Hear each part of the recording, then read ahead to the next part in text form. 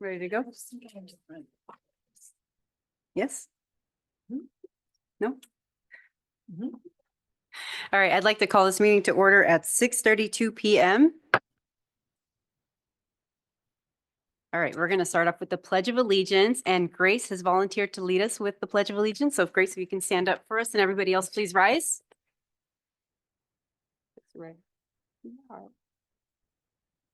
I pledge allegiance to the flag of the United States of America and to the republic for which it stands, one nation, under God, indivisible, with liberty and justice for all. Thank you, Grace. All right, there were no items to report for closed session action. And before we start approving agendas, I just wanted to welcome everybody to our first meeting of the year. This is going to be a great year, guys. I can feel it. Okay, can I get a motion to approve the agenda for January 21st, 2025? So moved. Second. All those in favor? Aye. Aye. Any opposed? Okay. All right, can I get a motion to approve the minutes from the meeting of the governing board for December 17th, 2024? So moved. Second? Do we need to note that the public comment was moved to the top, but on here, it's still listed near the bottom under item K, but it is there. It's there. Thank you for And- noting that. And I also want to note that not all of the public comments were summarized as part of the meeting minutes, which I think is not in good faith and not transparent for the district. So there was a lot of topics left off of the minutes. Okay. For some reason. Thank you. We had a motion. Do we have a second? Second. Okay, all those in favor? Aye. Aye. Opposed? Today. Okay. Moving on to recognition, we have our Above and Beyond Award. I think, Ed, you're going to present on that? Oh, I'm sorry. Mrs. Berries. Thank you. Sure. Okay, students in the audience, if you have one of these special awards, if you could make your way up front and then spread out across this half circle up here, bring your award with you. It's actually extra special tonight because you guys get to be the first student awards of the 2025 school year. You want to scooch down a little bit? Scooch, scooch. Perfect. This is really my favorite part of the board meeting, that we get to recognize these wonderful students and the hard work that they do. Tonight, we are going to be recognizing students for the Above and Beyond Award. So students were nominated for this award because they go above and beyond, whether that's in the classroom for their own personal academic growth, or they're going above and beyond in their school community, helping others, helping the school, helping their friends and their peers. So this is a very special award that we have here tonight. So I am just going to read your name and your grade, and then at the end, I'll turn it over to the board for a few words. So without further ado, the first student I have that's received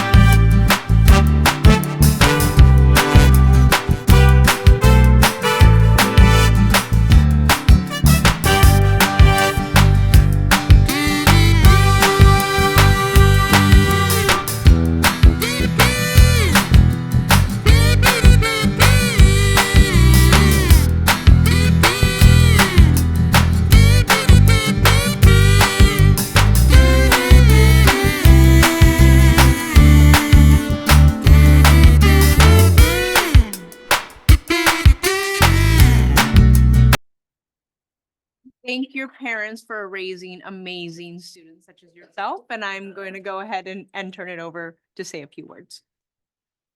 Okay. We'll start with Mr. Watson. Thank you. Well, congratulations this evening. You know, people that do what's asked of them are great, but it's those of you that go above and beyond that change the world. So congratulations. Well done. Mr. Trunky. I will say the same thing. Congratulations to all of you and thank you for, excuse me, going above and beyond in all of the things that you do. Thank you. Ms. Cooper. Congratulations to all of you. I know you didn't do it for the reward, but I think the bigger reward is the more exciting life that you're going to have by going above and beyond. And thank you to all of the parents here who support your kids and give them the courage to go above and beyond. Ms. Grease. I'll just echo everything my colleagues have said. Thank you and congratulations. And just congratulations, Max, Mason, Inro, Grace, Olivia, Hadley, Anish, Cooper, Antonio, Rose, Brielle, Kayla, Ellie, and Riley. You guys are on the right path. You're doing amazing things. Thank you for setting the standard for all of our kids in the district and for just doing great things in everything you do. You guys are amazing. Congratulations. Need you to Yep. squish together a little bit. Because we're gonna do. Yes, you have, we can't all fit unless we squeeze together, guys. Look, even the adults will squeeze together. Yeah, we'll squeeze together. And where is the? Oh, Ms. DeShaw, will you be the official photographer? I was looking for Miss Beck, but I don't see her.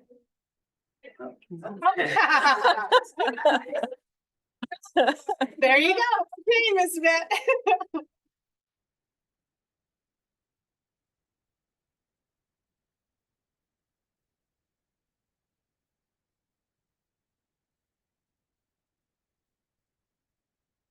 For those of you in the public that don't know, Ms. Beck is the principal at West Creek, and she is also the unofficial photographer at the district. Okay. All right, you want to take a minute? Yeah, let's. Oh, sorry.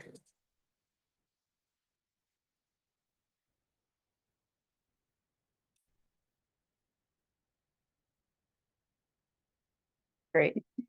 Why don't we go ahead and take a 3-minute break so parents can get some pictures and then we'll reconvene at 6:43.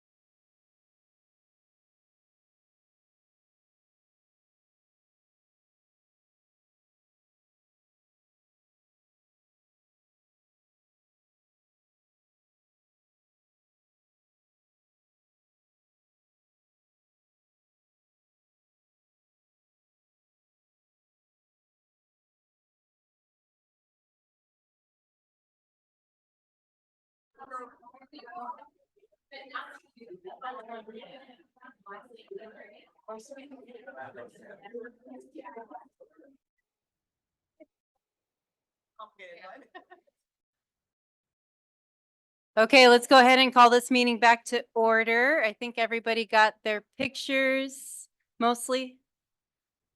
Okay, I'll go ahead and start reading the regarding agenda and non-agendized items. So advance written request to address the board regarding agenda and non-agenda items. Board bylaws 9320, 9322, and 9323 each speak to the process used by the governing board to allow for public comment during its meeting. The bylaws are in compliance with the Brown Act and other applicable law. Board Bylaw 9323 specifically outlines the process for members of the public to address the governing board on agenda and non-agenda items that are within its subject matter jurisdiction.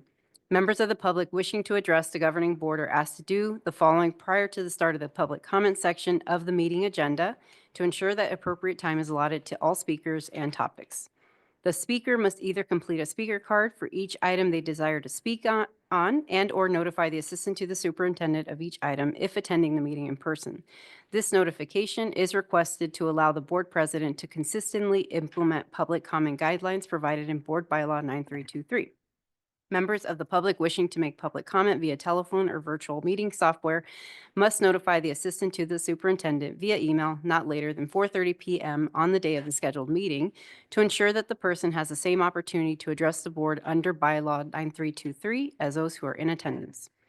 Each speaker is allowed 3 minutes per topic for public comment. The time allotted for each topic is 20 minutes. Depending on the number of persons wishing to be heard on a single topic, the governing board may adjust the time allotted for each speaker or the total time allocated to the topic issue.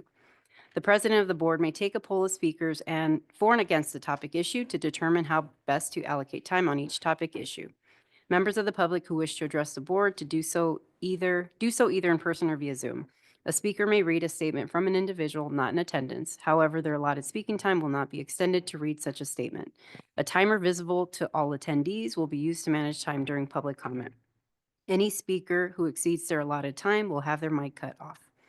To ensure that non-English speakers receive the same opportunity to directly address the board, any member of the public who utilizes a translator shall be provided at least twice the allotted time to address the board, unless simultaneous translation equipment is used to allow the board to hear the translated public testimony simultaneously. Please remember that state law prevents the board from acting on any matter not listed on the agenda or from discussing any such matter in details. All right, and we have 5 speaker cards. We will start with McKenna Withers.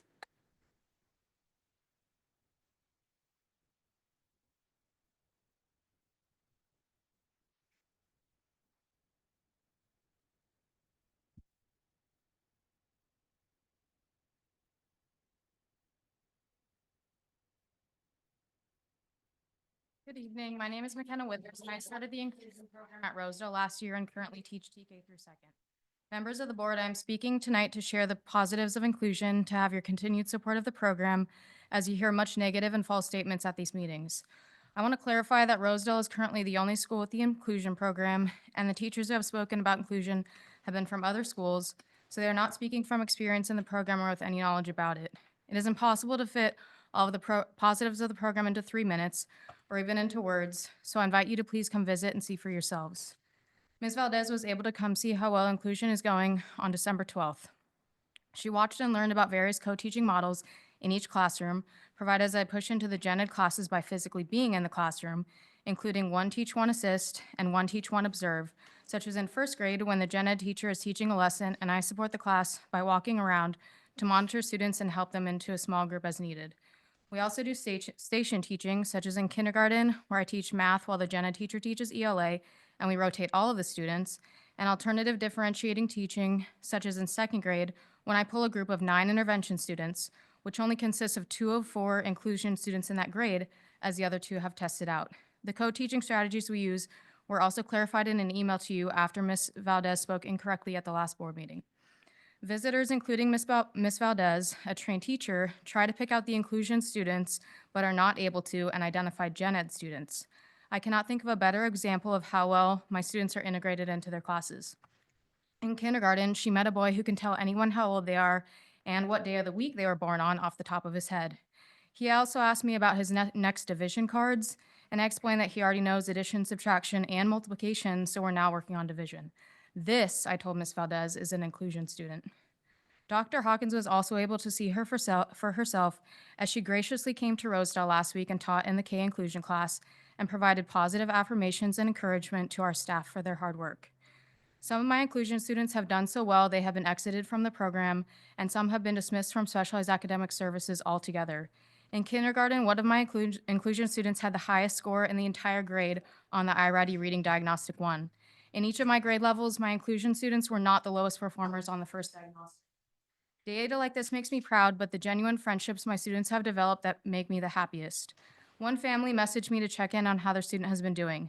The student is doing exceptionally well, but the one area we're working on is not talking to peers so much during the class time. Some parents may not want to hear that their student is talking in class. These parents were ecstatic with this news because this is the most social their student has ever been. Students have different needs and some do benefit from the small class size of a self-contained SCC. So I'm glad the district offers a range of placement options to fit the needs of all students. All students, both gen ed and sped, can have behaviors and times and need additional support, and the inclusion program helps provide this extra support. Thank you. Ms.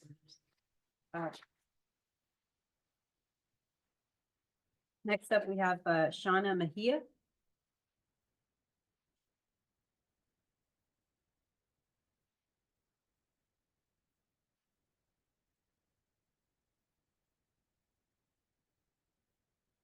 Hello, my name is Shanna Mejia. I've had the wonderful opportunity to work for Saugus District as a paraeducator for the last 3 school years. I also have 2 wonderful children who attend Tesoro del Valle, one of which is in the SDC1 or mild mod program.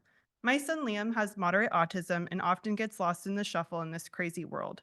Liam has a fabulous teacher this year who has such a gift for teaching a classroom full of kids with different needs. Liam mainstreams for a lot of his day, and I have been so impressed with the gen ed teachers at Tesoro for accepting and having the patience to teach my son. We have been so blessed to have Mrs. Sayers last year and Mrs. Abril this year. Both have welcomed and incorporated my child into their classroom with open arms. Liam is one of those kids who can keep up with the curriculum with accommodated support, but due to his circumstances, he also has behaviors. He has a wonderful paraeducator who supports him throughout the day, and I am beyond grateful for her wonderful ability to understand my child and his frustrations and needs. I say all this because without California's push for inclusion and the district's beliefs of inclusion, my son would struggle to access the education he rightly deserves. There are so many students like Liam who have every right to be mainstreamed or integrated in gen ed, as every other student has the right to access their education. I would also like to mention my experience as a paraeducator for Saugus District. My first school year working, I bounced around a lot. I worked in many mod severe classes, and I have to share that the RAP teachers I encountered at Emblem and Bridgeport were phenomenal, skilled, and had such big hearts. Mountain View was another one of the many schools I have had the pleasure of working at, and again, filled with teachers and paraeducators who are exemplary. It takes a special person to work at these job sites, and let me tell you, they have such a heart for teaching these kids. Saugus also has an incredible behavior support team. I have learned so much from them, and it's important for everyone to know that there is crisis support systems in place when behaviors do occur. I have spent my last 2 years at Rosedale Elementary, and this year we integrated our SDC1 class into a fully inclusive program. I have a total of 5 inclusion students that I help support in our gen ed 3rd grade class. We have 27 students in total, and every visitor we have ever had has not been able to point out who they were. Our inclusion students don't know that they're inclusion students, and the rest of the students don't know that they are either. I truly do believe that with a good support staff and a great teacher, inclusion can be beautiful. Our students have made leaps and bounds in their progress. We get the opportunity to see it all every day. Our students are taught daily with a social emotional learning curriculum that teaches them that everyone is different and should be accepted. They are taught how to show kindness and how to cope with big feelings, and they are given the tools on how to handle conflict. So many times we hear the negative at these meetings, and I think it's important that we hear the positive. Many problems I hear are not problems that can be resolved by our small district. Thank you, Ms. Okay. Mejia. Next up, we have Ingrid Boydston.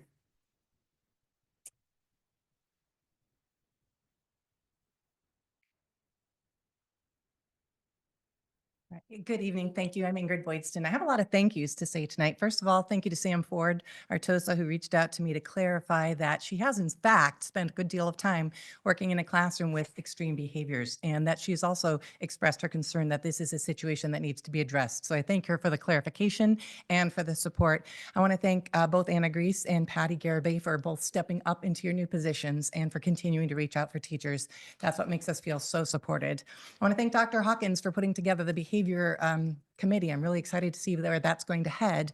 And Dr. Stevenson and anybody else who is part of putting together the initiation or the proposal for a universal dismissal time that specifically takes into consideration TK and K.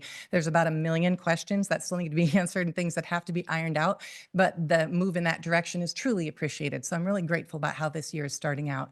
The other set of thank yous I want to say is actually to the public. It's to all the people that I don't know, because a lot of people have emailed me or messaged me and I know who you are, but I can't even tell you how many people come up to me in the parking lot of school, in Walmart, in the theater, in the church, and every place else to say, oh my gosh, thank you for speaking out. Thank you, because so many people have been touched by extreme behaviors in the classroom.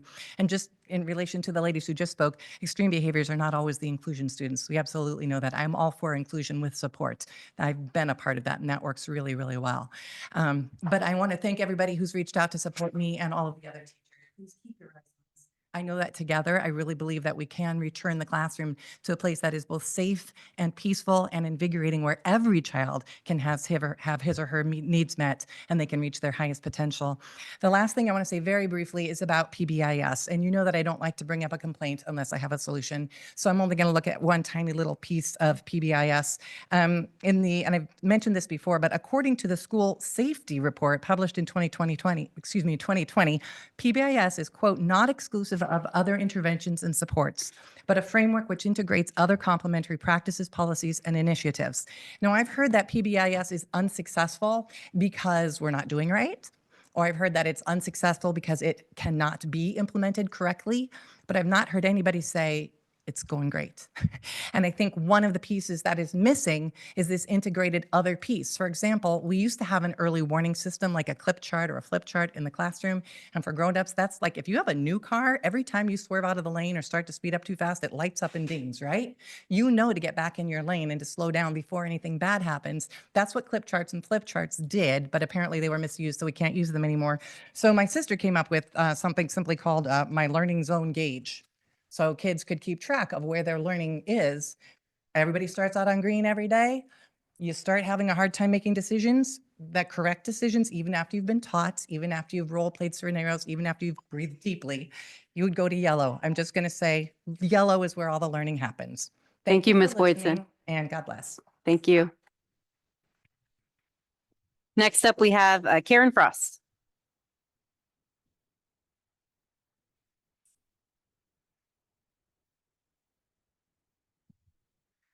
Good evening, board. Thank you very much for the opportunity to meet in front of you today. I have been coming to these board meetings for years, and I've heard consistently teachers coming in, especially the last, 18 months to 2 years, talking about some of the frustrations that they've had. And what I haven't heard from the district or the board is a real concerted effort to determine where the source of that problem is and how we as a district are going to identify and fix those problems. And I've been a parent in the district. I'm no longer in the district, but I was for a long time, 2005 to 2022. I know a lot of teachers. So I just started sitting down and talking to them and getting information from them. And they said, yeah, I'll be happy to talk to you, but this has to be confidential. I don't want my name being known. And that sends up red flags to me. Like, if they're in fear of retaliation, that says something about the climate of the district. So I just want that to be stated first and foremost. I learned a lot of information in my last several conversations, but one thing that I'm going to bring up just starting today, there's something, and I won't claim to be a subject matter expert. These are terms that I'm not perfectly familiar with, but they have brought this to me and I said, I will be a spokesperson for you because you do not feel safe coming to the district yourself. So something that they brought to my attention is called an official data report. And they said that this is a mechanism that triggers the PBIS model. The data reports, according to these teachers that I've spoken to, said that they go from the teacher or classified staff to a school administrator. I heard repeatedly from several teachers that some of these are being filtered. I even heard from one yard supervisor saying too many of these have been produced and it's skewing the numbers. That was concerning to me.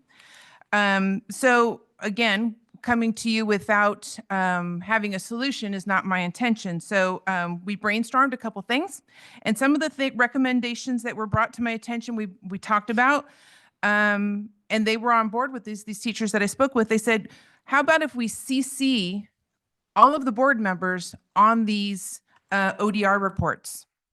There are some confidentiality issues, so rather than having a student name on there, put the student ID number and even an employee ID number so a teacher's name isn't on there, but send in the raw data. The district should have the raw data, not a filtered data through any type of level of admin. This was a suggestion that was made. It seemed to make sense to me. Another suggestion is to provide all yard supervisors to access to a district Chromebook. Evidently, according to the yard supervisors, they're not given the time to enter this data while being compensated. They have to do it on the side. If we provide them a Chromebook so that they can provide this observations in a timely manner, that may be helpful. Allow the trustees to see the raw data and then do unsupervised visits. Thank you. Thank you, Mrs. Frost. Tammy Messina.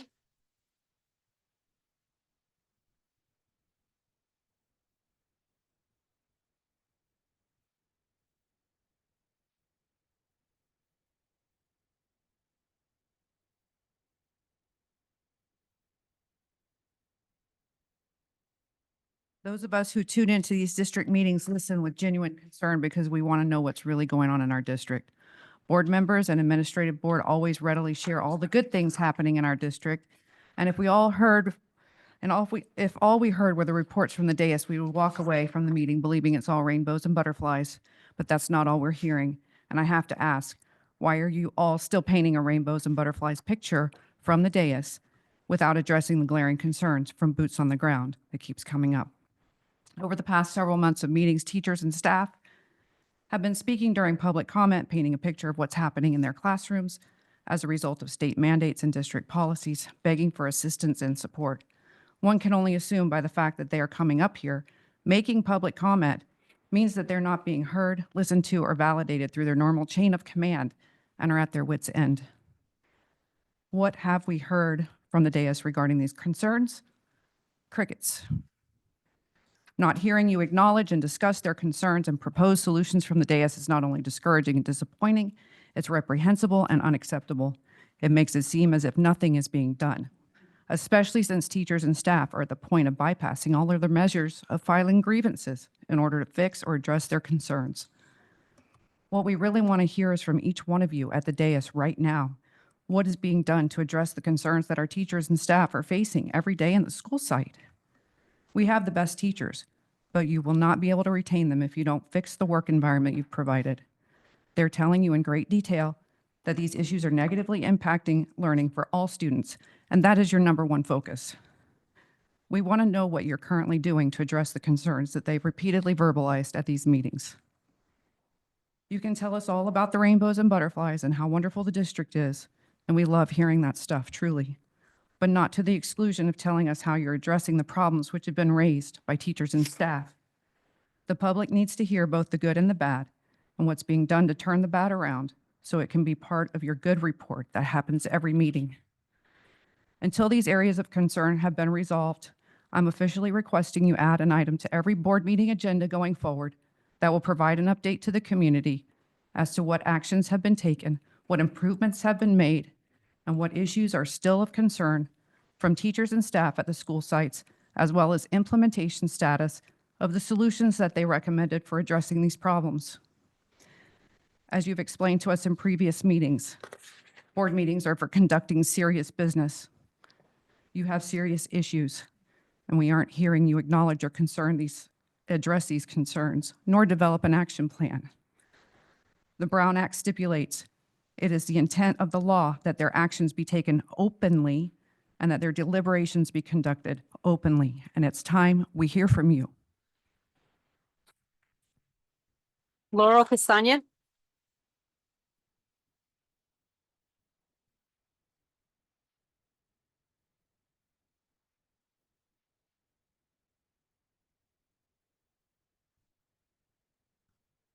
Hey, good evening, Superintendent Hawkins, Cabinet and Board. I would like to address tonight the insufficiency of the minutes from the previous meeting that took place on December 17th, 2024. At approximately 12 noon today, the minutes did not state any of the public comments that were expressed that evening. It was only several hours later that the minutes reflected public statements regarding the pending board elections for president and public comment from a student about the iReady program. Even though the minutes were amended, they were extremely vague and failed to include important details regarding the public comments. There were also a couple of comments made regarding classroom adjustments for behavior and political accusations made by a specific board member, which were completely left out. This is a complete lack of transparency. If the previous minutes are a moving target until the moment we arrive, we can have no confidence in what the board is voting on. Now, this is not the first time this has happened. The district has, for many years, been under scrutiny for the continuous non-transparency they show towards the public. When questioning the minutes, the board said it was an honest mistake. Well, honest or not, certainly this mistake is not how you gain back the trust of the public. Thank you. Thank you. Moving on to our Saugus Teachers Association, Ms. Teresa Garcia.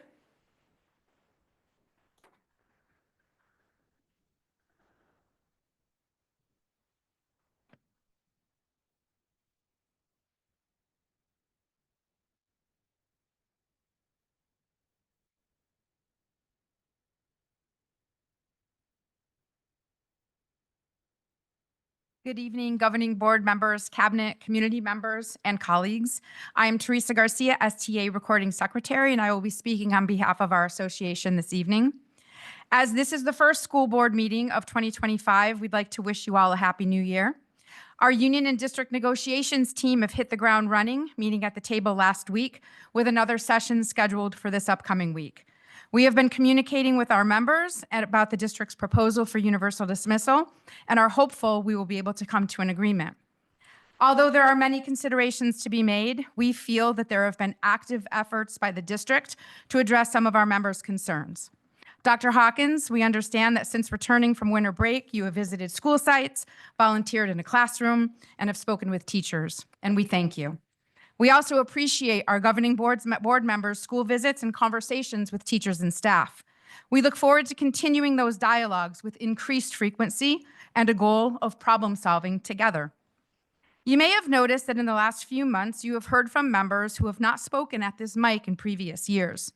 As those teachers, myself included, are approaching retirement, we reminisce about times gone by and we wonder how we can leave our working conditions better than they are now for our colleagues and students. We know that to do so, we need to come out of the shadows and openly speak up. It's not easy to do. For many of us, it's not comfortable. We are not confrontational and we are generally appeasing, but on the heels of honoring Dr. Martin Luther King Jr. yesterday, we must overcome our fears and bring to light where change needs to occur for an equitable contract and a fair and just learning environment. We represent our colleagues in solidarity. In closing, we would like to extend our concern for the many who were impacted by the wildfires. We know that many of our members may have family and/or friends who have suffered loss. CTA is collecting donations and offering disaster relief grants to teachers in need. Please reach out to me or any of our STA leadership should you know of someone in need of assistance. Thank you. Thank you. Moving on to our CSEA, Mrs. Delmy Calderon.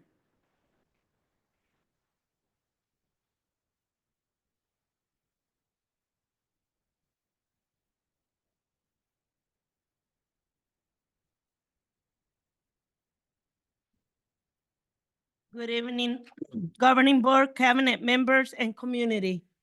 Congratulations to everyone who received the Above and Beyond Award. My name is Delmy Calderon, the CSCA Chapter 112 President, and today I have the honor to introduce you to the 2025 E-Board representing our chapter. We have myself, Chapter President. We have our Vice President and Lead Negotiator, Sylvia Arnone. We have our Chapter Secretary, Barbara DeSantis. We have our Chief Union Steward, Marco Chavez Hernandez, and our Chapter Treasurer, Kim Auer, where are you? And we have our communication officer who, Antonio Arana, who could not be present tonight.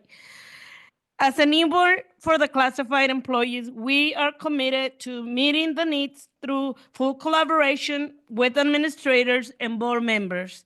Our thoughts and prayers remain for the families of the Saugus employees who are mourning their loved ones lost during the break, and those who lost their home in the fires and continue to face the challenges of this crisis. I encourage all of you to extend compassion and empathy to one another as we navigate life challenges. Many of our classified employees are quietly struggling with illnesses of loved ones and themselves. Let us come together to offer strength, support, and hope during times of adversity. Thank you to our librarians, office managers, paraeducators, campus supervisors, custodians, clerical, and all classifieds for your unwavering dedication to serving the students of the Saugus district. This year, CSEA plans to increase site visits to gain better understanding of our classified employees. We look forward to increasing our collaboration with the board members, cabinet members, and administrators to ensure the needs of our classified staffs are met. Lastly, I encourage you to set aside any personal agendas and cultivate more of what we call our Saugus family. It is my desire that this year brings you much peace, better health, and more happiness in all you do. Thank you.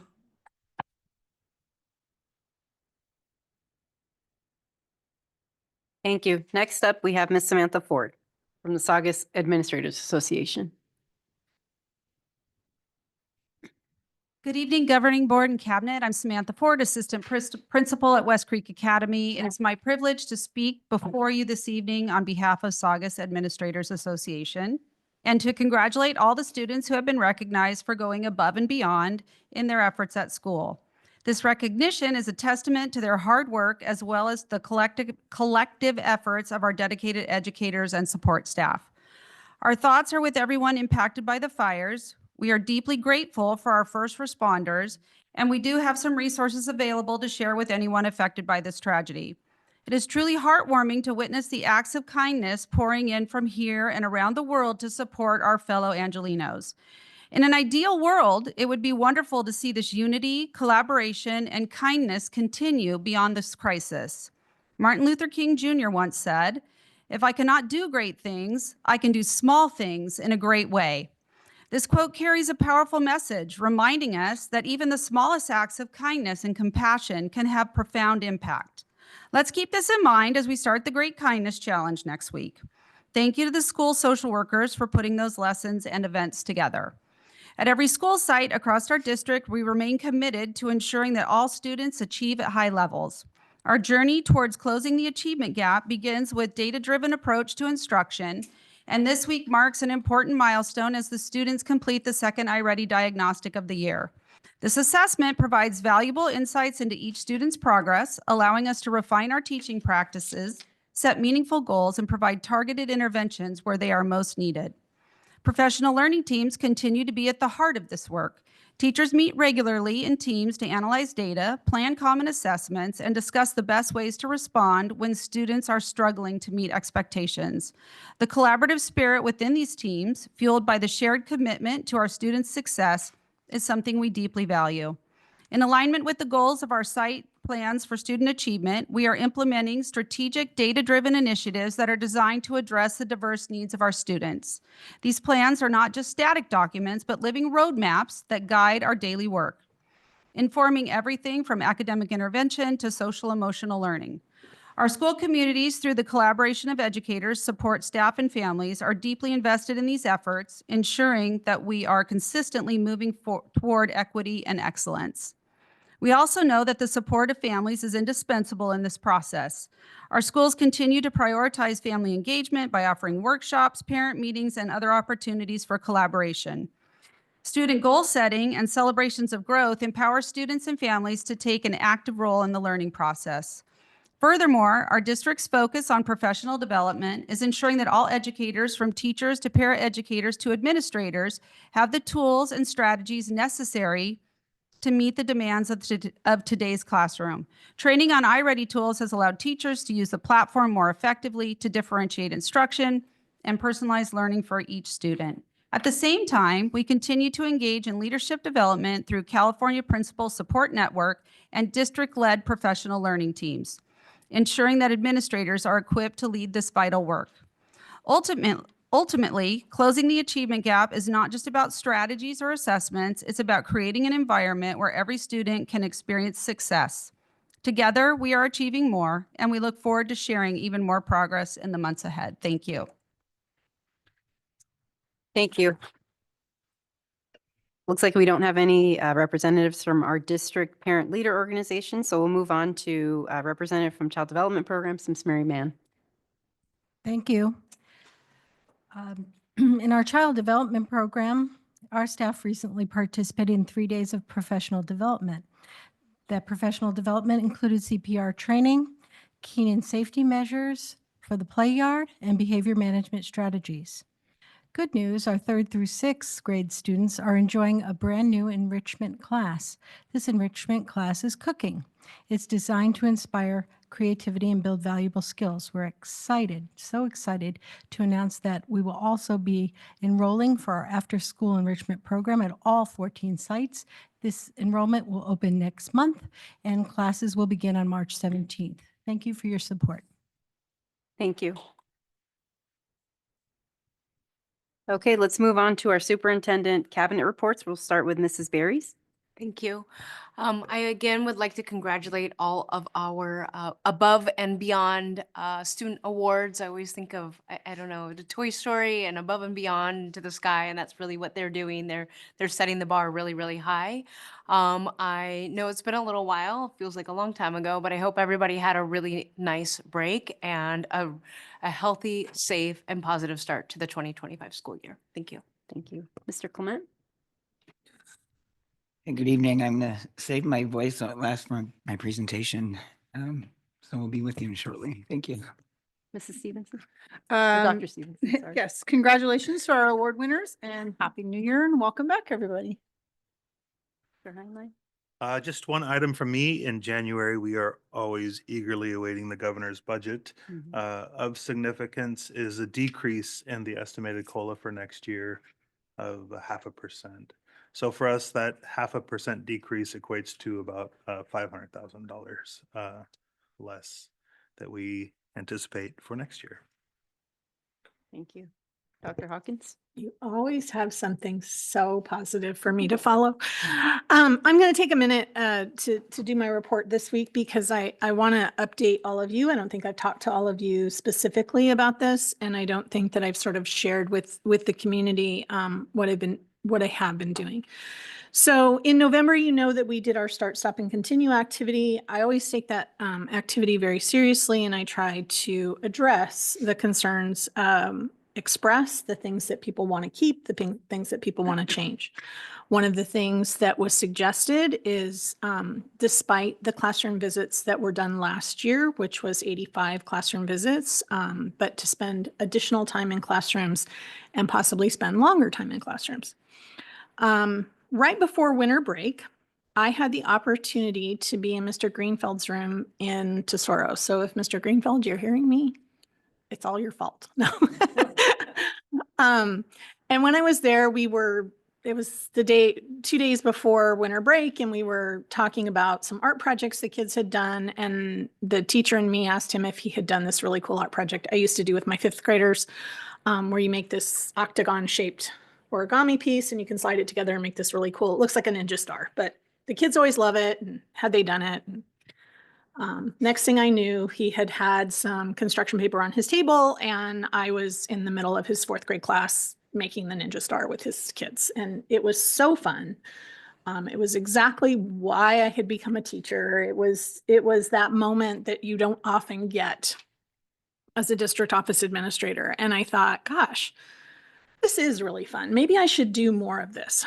But I am a superintendent, and so the opportunity to get to just go teach art lessons and teach writing lessons and things like that doesn't always happen. I do a lot of writing instruction with teachers because I do the teaching piece.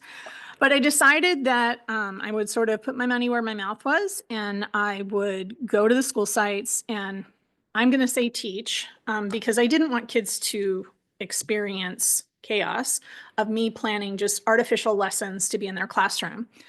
I went to both observe and to participate. And I set it up so that last week, and I so thank these 5 teachers in particular for this. Mrs. Burns, who teaches first grade at Plum Canyon. I had the opportunity to spend from 8 to 12 in her classroom with her first graders the day after winter break. I actually got to have the experience of teaching a math lesson using manipulatives and all the crazy that comes when we found out that we now have a music lesson in the middle of our math lesson and have to stop to do a drum activity and then decide to participate with the manipulatives further after having this rather raucous drum activity and what that looks like and what that feels like and how to go with that. But I want to thank Mrs. Burns for being willing to let the superintendent come to her classroom the day after kids come back from winter break and work with her first graders. First grade was my favorite grade when I was a teacher, so I loved that. I then want to talk about Mrs. Fry's classroom. Mrs. Fry teaches TK. Now, TK didn't exist when I was a teacher in the classroom. Quite honestly, kindergarten was the only grade level I didn't teach as a teacher. I didn't enjoy it as an administrator, but most importantly, the little kids kind of scare me a little bit because like they're little. So I asked Lori if I could do this, Mrs. Fry, if I could do this. And she said, sure. Are you sure you want it? I said, just please don't leave me. And she said, okay, I won't. And I said, okay, great. And I got to experience TK. And for all of us who have never taught TK, even though we see it in the schools and, I go into classrooms and I see it, working with TK students is an incredible experience and completely exhausting. And so what I thought was so amazing about Mrs. Fry and her team was the teaching that was happening when no academics were happening. Mrs. Fry spent most of her day, or the time that I was with her, it wasn't her whole day, because obviously they go to school longer than the 4 hours I was there, teaching the social skills that are required of a 4-year-old to learn to be successful in school.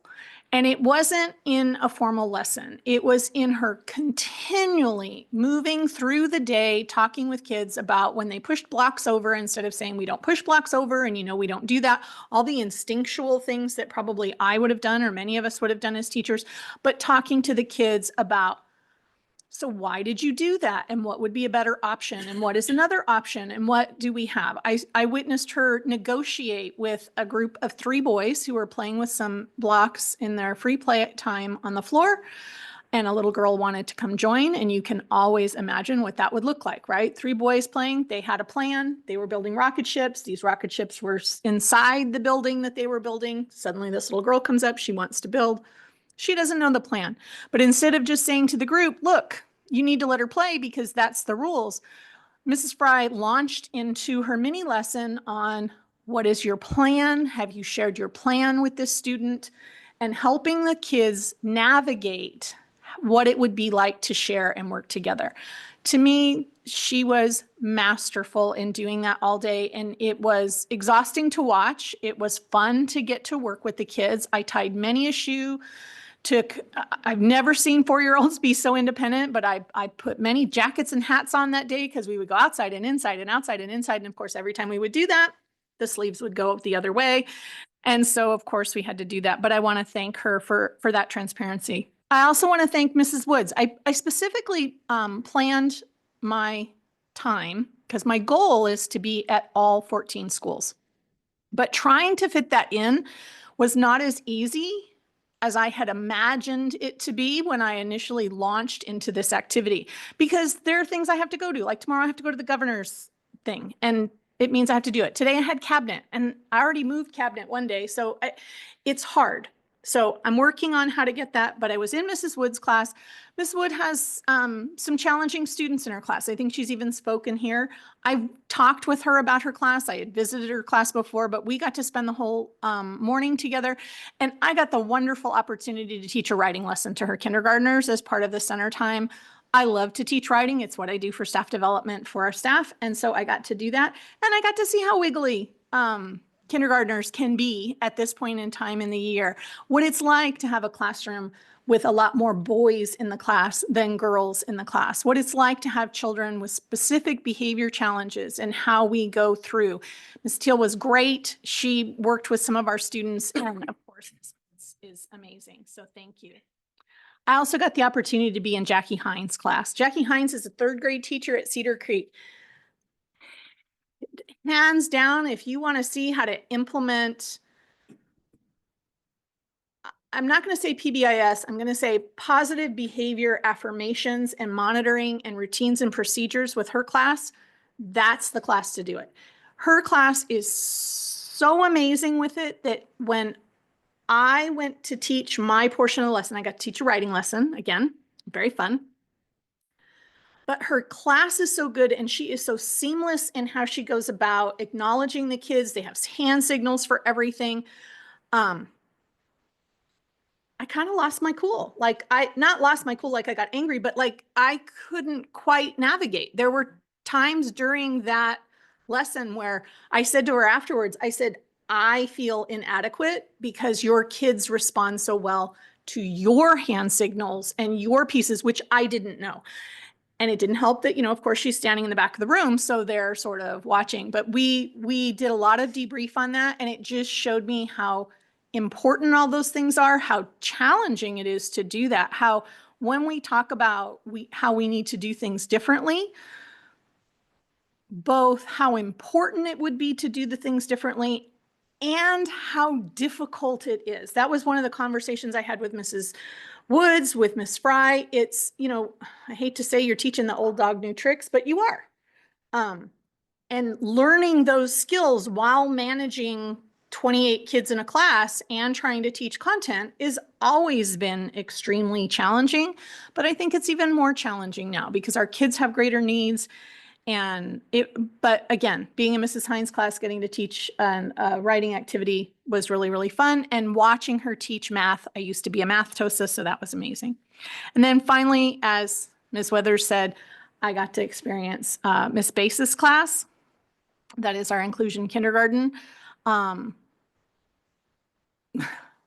Phenomenal is the best way to say it.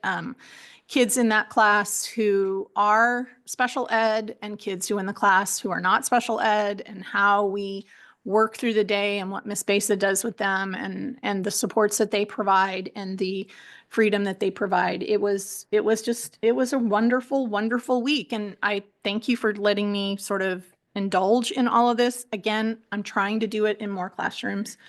But I do have a day job, as you all know. And so, but I think for me is I always knew what great teachers we have. And I see that when I go into classrooms. It was interesting that, we talked about individual students afterwards and they're like, gosh, you picked that up so quickly. I'm like, after 33 years as an educator, you see how the kids are and you're working through it. But there were pieces during the instructional point where you don't realize what it's like to be in there all day. And so, I've talked with the administrators and we're looking at some challenges around that. But I think what it really helps do is helps me as I'm making recommendations about things that we're doing. So for example, we made the proposal of the half day.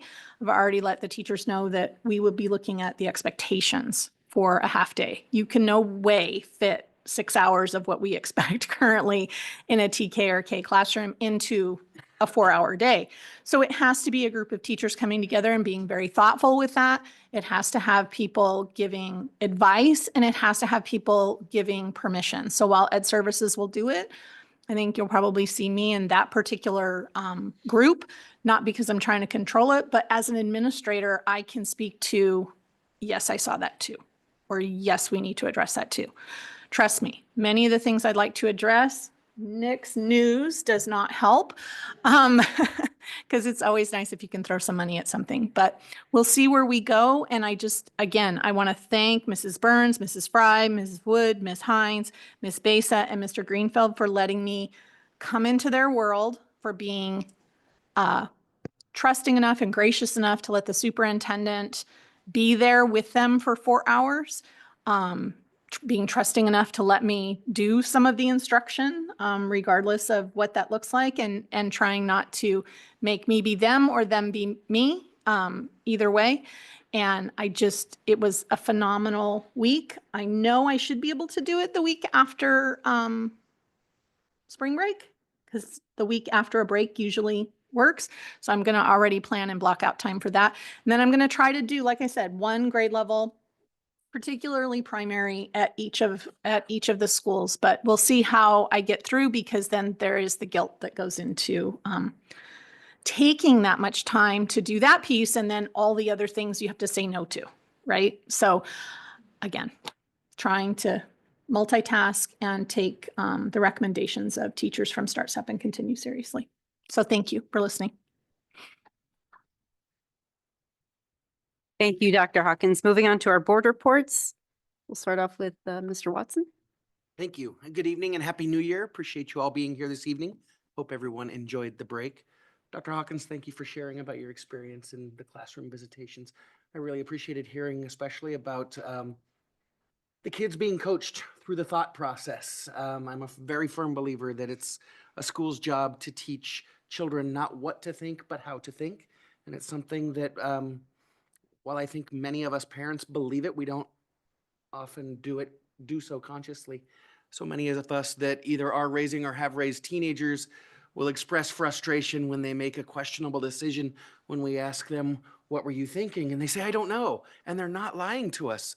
They don't know what they were thinking. They just weren't, because they haven't been adequately coached through that thought process and fully grasped the idea that they indeed are responsible for all of their decisions. One of the things in those moments that I found was so much easier. It's so much easier to fix the problem. It's so much easier to say, don't do this.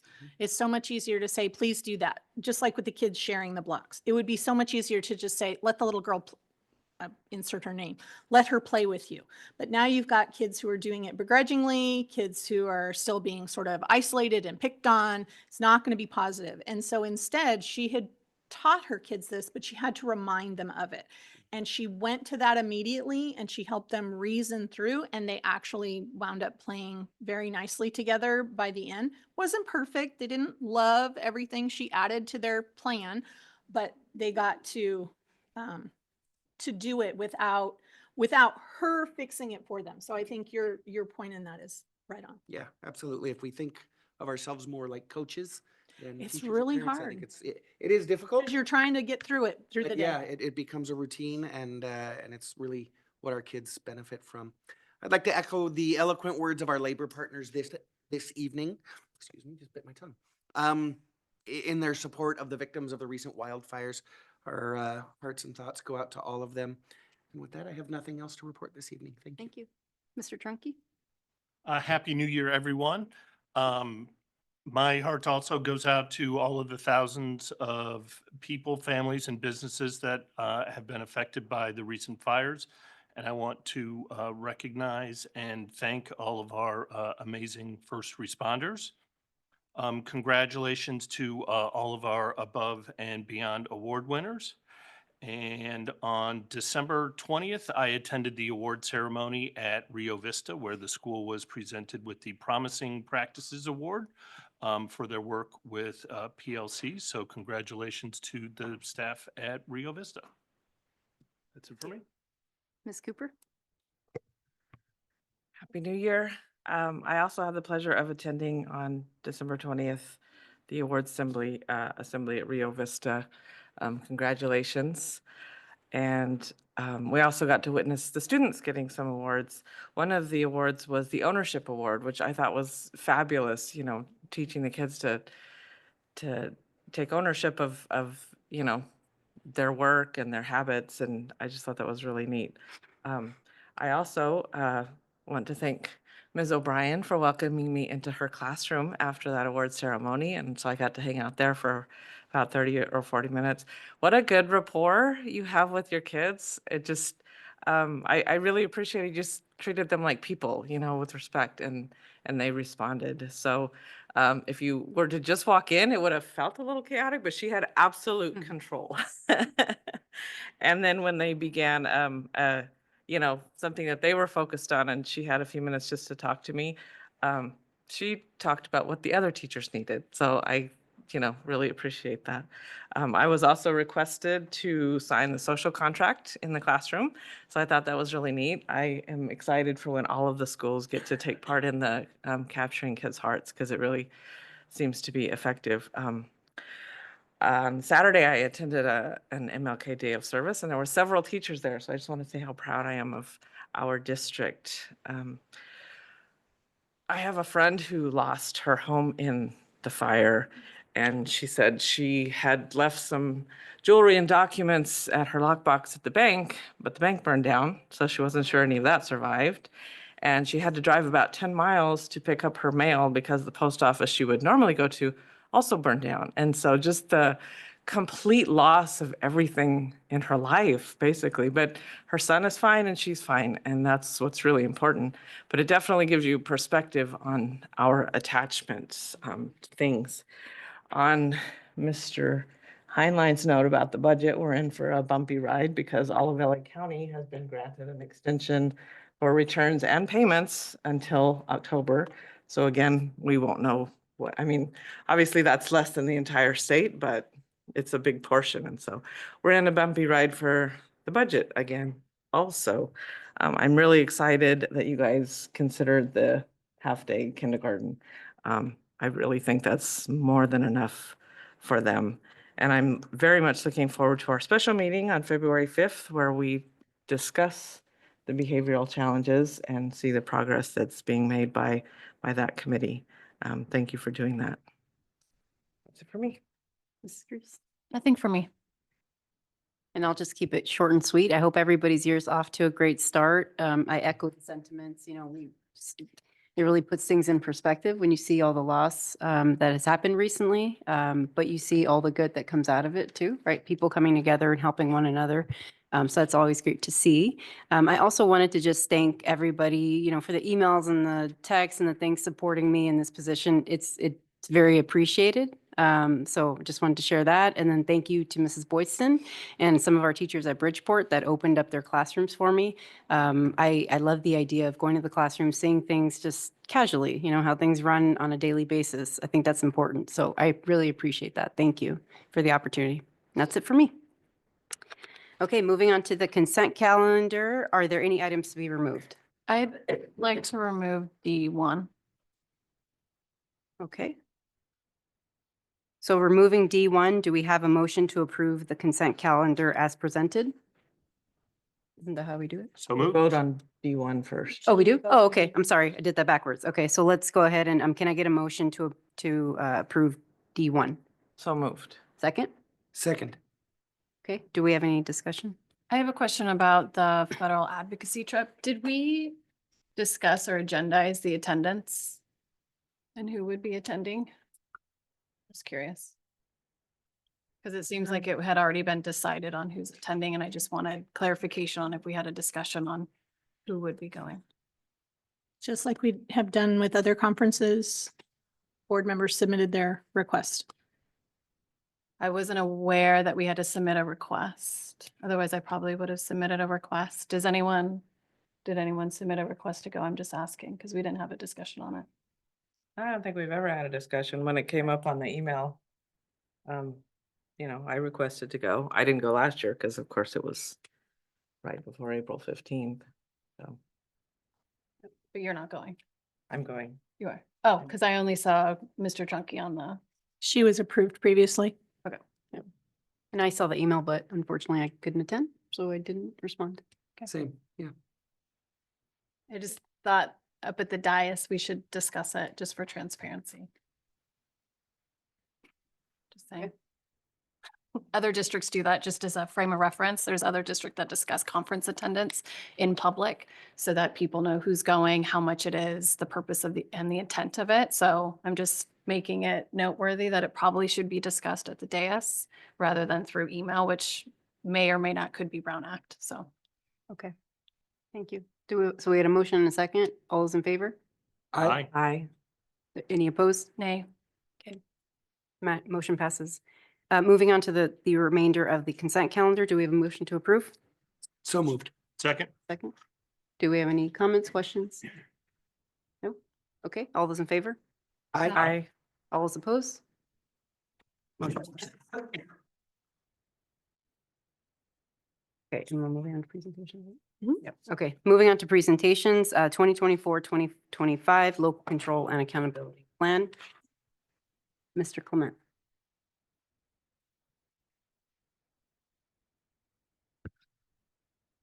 All right, as Dr. Fracture comes up and Mr. Heinlein gets that pulled up. Appreciate your bearing with me today as we go through this. I'll try to survive it and Your hopefully. teacher voice? Yeah, right. It's in there somewhere. I believe that is your mid-year teacher voice, is it not? Right, that's true. Usually before break. Right? Mr. Klein, this is a requirement. Yes. Yeah, this is the beginning of our LPAC process as we go through early, having, oh yeah, sorry. PAC is a test, yeah. LCAP is the document. All right, so let's get started. Go ahead to the next slide, Nick. Okay, so as you've seen, these slides in similar format last year, it should look familiar to most of you. But you're gonna see our total enrollment, our number of English learners, our foster youth, our socioeconomically disadvantaged, and then our overall total unduplicated count. So you can see over the years, as we've been documenting, especially our total unduplicated count has increased, which has allowed an increase in funding. Keeping in mind that the intention of this LCAP money, or yeah, LCAP, is that right? Is principally directed towards those students, even though it does serve all students and all students may benefit. And then just as a reminder, our LCAP and our goals and actions all must align with the 8 state priorities that CDE sets forth. And so as you'll see, there's 3 different colors here kind of grouped into categories. And then the next slide that Mr. Clement will go over addresses the specific goals we have within our LCAP that align to these state priorities. Next slide, please. Okay, so if you'll remember when we met, this is the first year of this 3-year LCAP and we reorganized the goals a little bit. So goal 1 is around achievement and closing that achievement gap. Goal 2 is around our English learners and them making progress in their achievement. Goal 3 is about student engagement and their connectedness. Goal 4 is centered around parent involvement. And the last goal is about our students and staff being represented and seeing themselves in their schools and their community and in their curriculum and the equity part of that goal. Go ahead, Nick. So sorry, it's so small. Mr. Clement and I will be sharing data that we do have available. Some data we don't have available yet. It is in the report. For each of our goals, these are the metrics that we're using to monitor progress toward our goals. So for goal 1 here, just kind of a quick summary. Overall, our school district fell within the green area on the dashboard for both math and English language arts. All of our student groups showed an increase of 5 points, which is 5-point increase from distance from standard in English language arts and a 4.9 increase in the area of math. Something that we really wanted to highlight, we're always focused on closing that achievement gap. And when we look at our socioeconomically disadvantaged students, they actually increased 7 points in English language arts and 6.8 points in math. So that's a great example of evidence of us really closing that achievement gap. Next slide, please. And here, just as an example of some of the metrics and the data that we have as we're progress monitoring toward reaching that end goal in 3 years.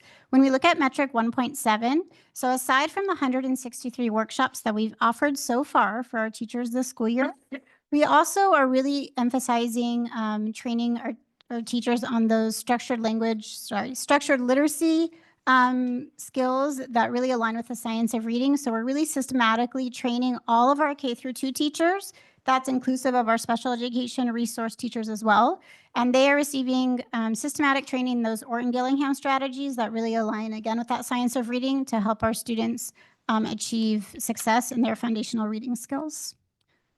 We're excited about that. Next slide, please. And goal 2, as Mr. Clement shared, focuses on the progress, both language and academic progress of our English learners. So when we look here, our English learners' language progress fell within the orange color on the dashboard. However, when we look at their academic achievement in both reading and math, we see that they are making gains with a 3.1 increase in both reading and math. And then when we look at them, like specifically where their distance from standard is, they're actually only 4.2 points away from standard in ELA and 6.7 points away from standard in math. So again, we're really inching our way closer with our English learners to get to that standard. Thank you. Next slide, please. Okay, when we look at student engagement and connectedness, this area, we were in the green also. Our attendance has gone up over 0.5%, which may seem small, but when you're already at 96 something and you are right at 96.9 and hitting that 97 mark, it's a big increase. An even bigger deal, the chronic absenteeism was cut in half, going from 10.7% to 5.7%. I believe 2 years ago it was 12, a little over 12%. So going all the way down to 5.7 is a pretty amazing. And I know that there's been a huge focus with our administrators and Dr. Hawkins sending her emails with attendance and everybody working together on that. So you can see that work paying off as we come together. Next slide, Nick. We had only 0.3% of students, 0.03% suspended. So that's very few students, not even a 0.5%. And we had 0 expulsions, which is typical for us for prior years. Go ahead, Nick. So goal 4, one of the successes we want to highlight here as we're moving forward with our family engagement and involvement is we've seen a huge increase in our DLAC, that's our District English Language Advisory Council attendance, and our overall parent and family participation. So just last week, we actually held an LPAC workshop in this very room right here, and it was filled. And we really just provided our families with hands-on resources to support their students with the LPAC. So that was exciting to see, and that we're really reaching more families. Okay, when we look at goal 5, this is our students and staff seeing themselves in their curriculum and being represented. We have continued to add books and resources into our libraries. We've continued to broaden the depth of the lessons and support and assistance that the teaching staff has access to during those recognitions and celebrations. We had a whole team go to the Juneteenth celebration this year. And we had a sign-up list, parents that are excited to possibly come hear some information about joining our peace group. So there'll be more information coming about that shortly. Go ahead, Nick. And then also linked to that is how these groups are doing with their achievement, which you already heard about the increases. So this is a similar slide that you saw earlier, but it is noted that we have it broken down, meeting the requirement for the LCAP this year to have all the different subgroups listed out, which is a new addition. Go ahead, Nick. All right, so this is a slide that basically has our approved budget and the percentage of how we're working through that budget. It's very typical to what it looks like for in previous years. We do have certain budgets that we might not spend all of it, or we might spend a little bit more than was projected. But that comes when we write the LCAP summary. We explain those expenditures and where it went and how it went, or what was done, what was successful. And that all gets captured as we work on the LCAP later on in the year. Nick?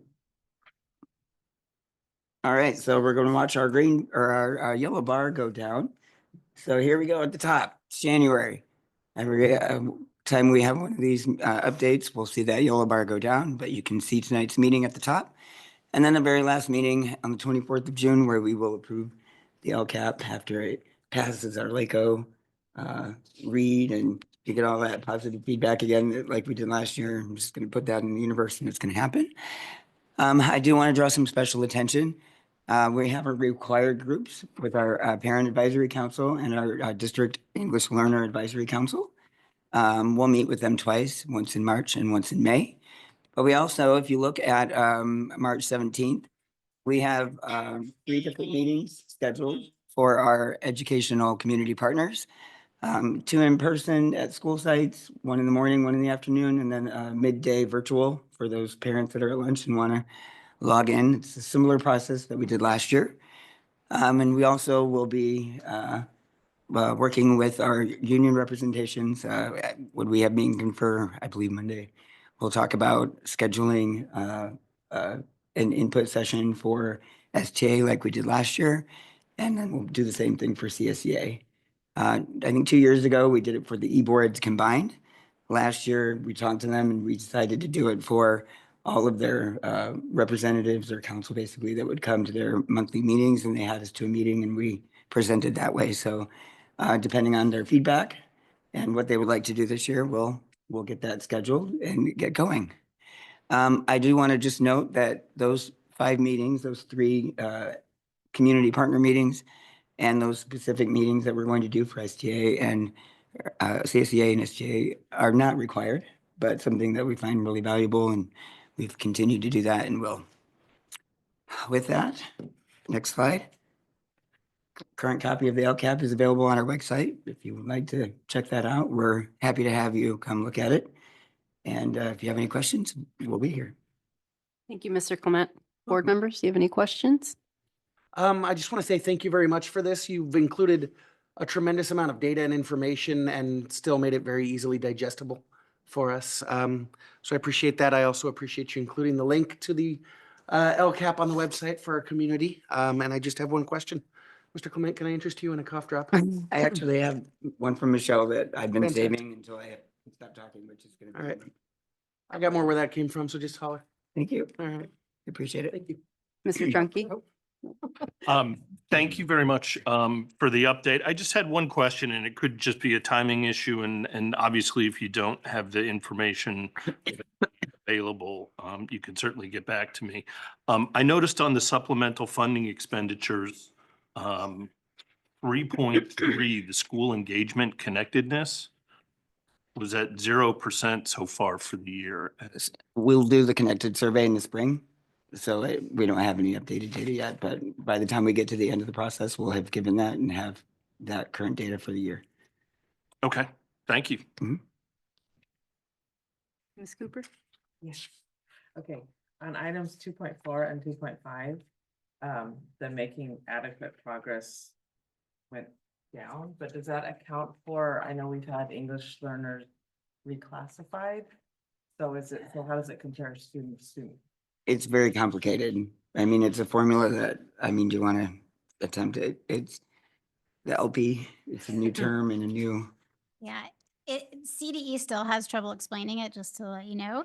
But just briefly, so the LP indicator is the students you have who took the LPAC at that point, who've taken it 2 years in a row. So you have whether they increased or decreased at that moment in time, who are current English learners at that time. So it's really different, could be different groups of students. But the language proficiency did go down.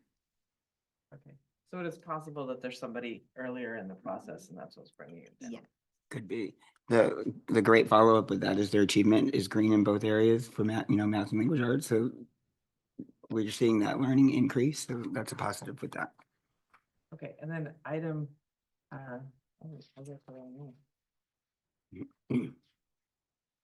on the chronic absenteeism, sorry, 3.2. Okay, so you guys have done an amazing job bringing it from 10.7 overall to 5.7. So I just am curious why in the 26-27 expected data, it's back up to 10.7.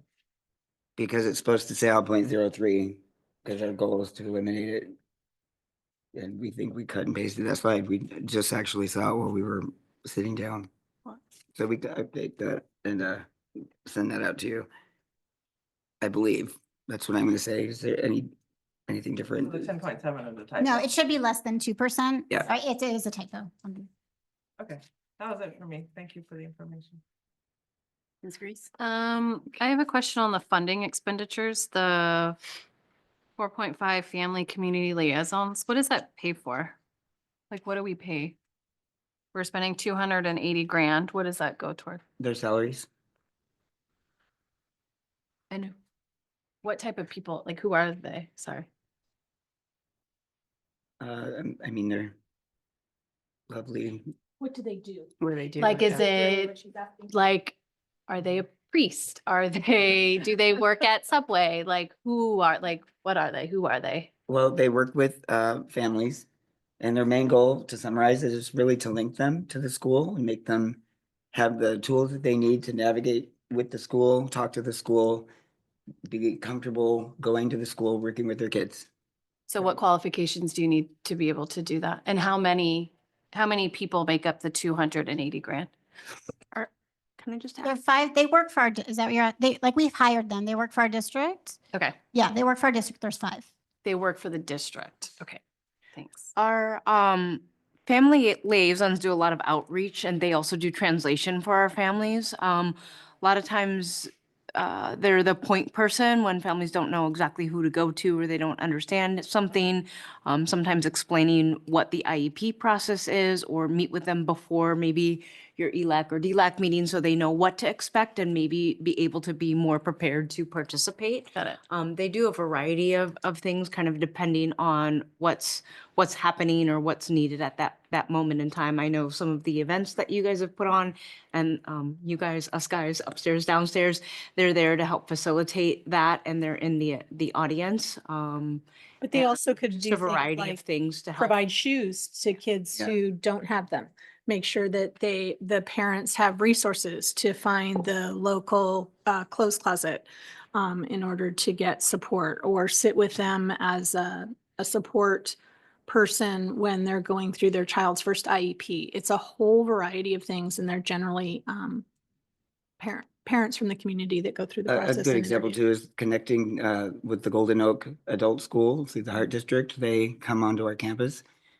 We kind of did that trial at Rio Vista and it was so successful and parents were so excited. We expanded to Highland just to offer more classes for parents. And we've got parents that have gotten different jobs here or in other districts actually as a result of their confidence in their skill sets that And they're full-time, right? they are 6.5, I think, hours. But they work all year. Yep. Yeah, they're just permanent employees. They're not Yes. just a one-time. Yep. No. In and out. Yep. Okay. And then 5.3, the sensitive content PD resources, what does that mean? Well, for example, we do an implicit bias course that we've offered. They can come at the PD events that we have both November 1st during the fall. That one doesn't cost us any money because I do that class myself. But if we had somebody come in and do an equity course, or we took a team to Museum of Tolerance last year, that would have come out of some of that funds. Okay. Depending on the goal with equity. It's less than it used to be. So it's more about equity. This is what you're teaching. It's that cultural representation and cultural proficiency. Like, do they feel welcomed in our schools? Do they feel recognized? Do they feel heard? Do they see themselves in our curriculum and in their books and all of that? And that came from parents in the community, specifically a group on what I would call the west side of town, sharing with us that they weren't seeing their students represented in the schools. They weren't feeling welcomed in the schools. Those sorts of things. And so we began a variety of pieces. And so we set a little bit of money aside every year to do that work. Yeah. It just said sensitive content. So didn't know what that meant. That's all. Okay, thanks. And I just have one. Oh, can I follow up on one other question? On the qualifications for the liaisons, are they like psychology, teaching credential, just general education? Yeah. Parents, I think, are the best thing for them. So So the only qualification is to be a parent?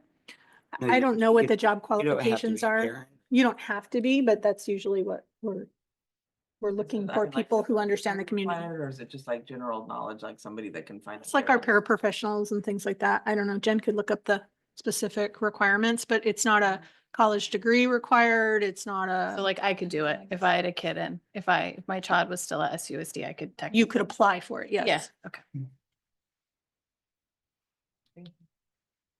Questions? I just wanted to double check something. So did you say that because I want to make sure that the teachers have an opportunity to be included as part of this process. So did you say there is a presentation for Yeah. STA, CSEA? Absolutely. Okay, so they have an opportunity to provide feedback and share their thoughts, all that good stuff. When does that happen in the process?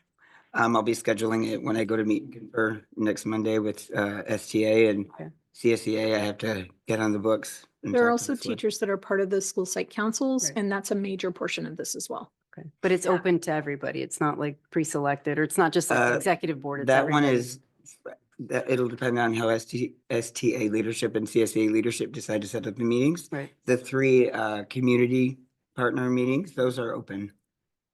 So people can. log Anybody in can and come chat. to the meeting. Okay. Either And way, it's, what, is it usually during a convenient time, or is it like? We have three scheduled. There's one at 9 a.m., one at 5 p.m. Those are at school sites. We're doing Helmers and Mountain View this year. Mhm. And then I think it's noon or 1 o'clock is a virtual one. Okay. And during the conversations, like, is there an opportunity to provide feedback, or is this pretty much like set, right? So like, this is set in stone, this is what we're doing, or is it more of a, hey, this is the thought process, this is what we're planning, what are your thoughts? You know, is there an opportunity to tweak things if there's, some great idea comes up or something? Well, I mean, typically we're looking at the goals and actions and how the progress is going and Mhm.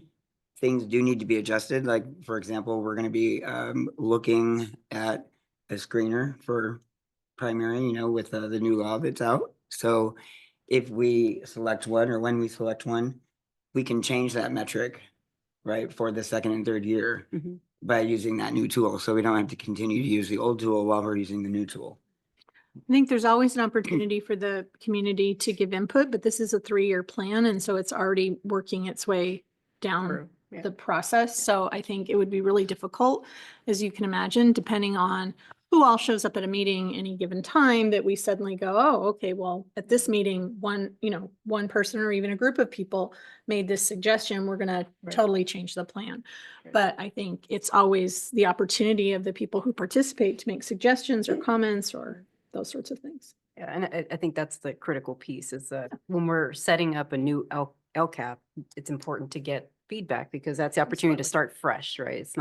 We're not in the middle of something. It's really an opportunity to start something new and look at things from a different perspective. So just wanting to make sure that that's like considered, right? And even if we do have comments that don't make it in here, because again, we're already kind of mid-year through this, but there's an opportunity to add those later on. Like that's important. And that's why we Absolutely. have, various people participate, not just the administrative side, but also the teachers, the families, all that good stuff. Absolutely. Yeah. Great. Anything else on the LCAP? No? Okay. Thank you, Mr. Clement. Now you can have that cough drop. Okay, moving on to the 2023-2024 annual audit report for Saugus Union School District and Community Facilities District. Okay, good Mr. evening. Heinrich. Joining us is Bobby Patel. He's the partner in charge of our audit from Eid Bailey. He is joining us from a mysterious school district conference room. Since it's audit season, they're having to be at multiple places, so we allowed him to join us via Zoom. Go ahead, Mr. Patel. Thank you so much for letting me do this virtually. And I'll share my screen here.